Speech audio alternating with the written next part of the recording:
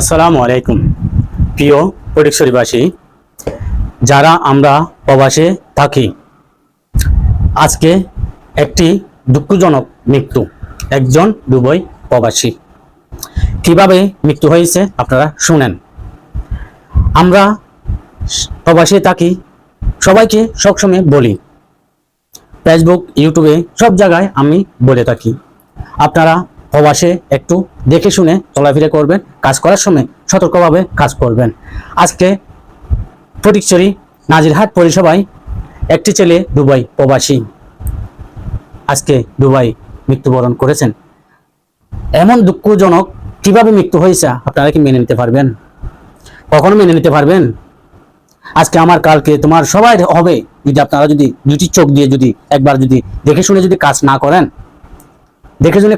দেখে শুনে যদি কাজ না করেন, সবারই মৃত্যু হবে। কেন হয়েছে মৃত্যুটা আপনারা শুনেন। ভিডিওটি সবাই শেয়ার করবেন, সবাই শেয়ার করবেন, সবাই শেয়ার করবেন।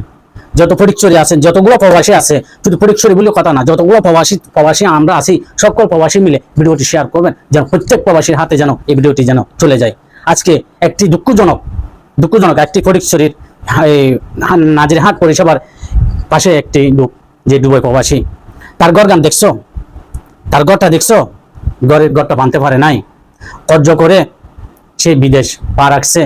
অনেক বড় স্বপ্ন, আশা দিকে আসমান বরাবর স্বপ্ন দেখছে, আসমান ভাঙি এখন মেটিতে পড়ছে। কি করবেন? সেই প্রবাসী দেশে থেকে কর্য ঋণ করে প্রবাস যায়। প্রবাস থেকে যতগুলা টাকা আয় করেছেন, এতগুলা কর্য দিয়ে ফ্যামিলি চালায়, ঘর কিছু করতে পারে নাই, দেশেও যেতে পারে নাই। 4টি বছর, 2 বছর শেষ হতে বিচে শেষ হয়ে গেছে, টাকার অভাবে সে বিচে লাগাইতে পারে নাই। তারপরে কি করছে, যখন বছরানিক আগে যে আউট পাস দেওয়া হয়েছে দুবাই, এই আউট পাসে বাড়ির থেকে 6 লক্ষ টাকা নিয়ে ইনভেস্টার ভিসা পান্নারে লাগায়।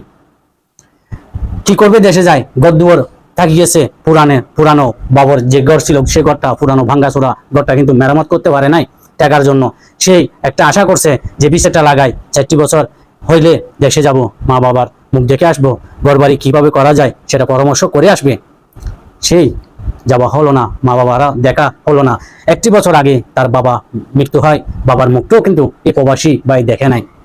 আজকে সে ড্রিল মেশিন নিয়ে গ্যারান্ডার দিয়ে বা টাইস কাটক বা খাসি কাটক, যেটা ধরেন আপনারা, দুটাই বলছি, যেটা ধরেন, যেটা জানেন, টাইস বলেন, খাসি বলেন, একটাই। বা খাটার সময় অনেক সময় ড্রিলের নিচে দিয়ে অনেক ছিঁড়ে থাকে, কেন? অনেক টান খায়, সেজন্য অনেক একটু ছিঁড়ে থাকে, অনেক সময় শর্ট করে। এখন হয়েছে আপনার অনেক প্রবাসের মধ্যে যতগুলো আরব কান্ট্রি আছে, প্রচুর গরম। তাহলে দেখেন, এই গরমগুলা যখন মাথায় লাগে, সারা শরীরে যখন গরমগুলা লাগে, ভাবটা যখন ঘরের ভিতরে আসে, তখন সারা গায়ের থেকে পানিগুলা টপ টপ টপ টপ পড়ে। তাহলে পানি আমরা যে পানিগুলা পড়ে, পানি দিয়ে আমরা যে ড্রিল মেশিনগুলা ধরি, এগুলো শর্ট না করলে শর্ট করে। তা আমি বলতেছি যে আপনারা একটু দেখে শুনে কাজটা করবেন। আজকে কেন, আজকে মা বাবা ছেলে হারা হয়েছে, ছেলে মা হারা হয়েছে, কাউকে কেউ দেখবে না।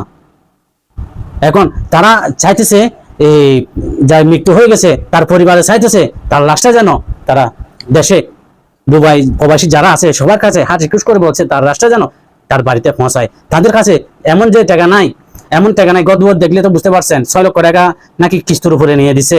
এখন কিস্তিগুলো বন কে করবে? ছেলে মরে তো মাও তো পাতালে চলে গেছে, চারিদিক শেষ। এখন বলছে, তার মা রিকোয়েস্ট করে বলছে, অজ্ঞান, মেডিকেল ভর্তি, এখনো মৃত্যুর পথে পাঞ্জালরে।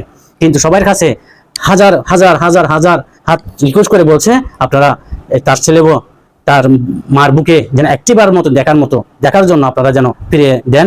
তার মা যখন দেখে, সবাই মিলে বসে, যার 1 টাকা 10 টাকা 5 টাকা করে সবাই মিলে দিয়ে এই প্রবাসী ভাইকে দেশে পাঠান। তার মা বাবা একবার হলো তার ছেলেকে নিজবারের মতো দেখে। সবাই শেয়ার করবেন। আপনারা দেখে শুনে কাজ করবেন। এখন গরমকাল, প্রবাস জীবনে এখন গরমকাল, আপনারা কাজ করার সময় অনেক গাছ থেকে গাম বাইর হবে, পানি বাইর হবে। আপনারা তার, মেশিন জাতীয় জিনিস, কারেন্ট জাতীয় জিনিস আপনারা ধরার সময় খুব সতর্কভাবে ধরবেন। এই ভাইয়ের মতো আপনারাও মা হারা হইেন না। আপনারা এই দুনিয়া ছেড়ে পরবারে চলে যেতে হবে। আপনি চলে যাবেন, আপনার পিছনে যে মা বাপ রাখি গেছেন, ছেলে মেয়ে রাখি গেছেন, বউ বাচ্চা রাখি গেছেন, যারা বিয়ে করেন নাই, মা বাপ রাখি গেছেন, ভাই বোন রাখি গেছেন, সবাই এতিমের মতো হয়ে যাবে। 10 জন যদি গাড়ি স্পিডে যদি মরে, 10 জন যদি গাড়ি স্পিডে মরে আর একজন প্রবাসী মরে, সেম সেম, তারপরেও প্রবাসীর মৃত্যুর বেদনা বেশি। সবাই ভালো থাকবেন, ভিডিওটি শেয়ার করে সবাইকে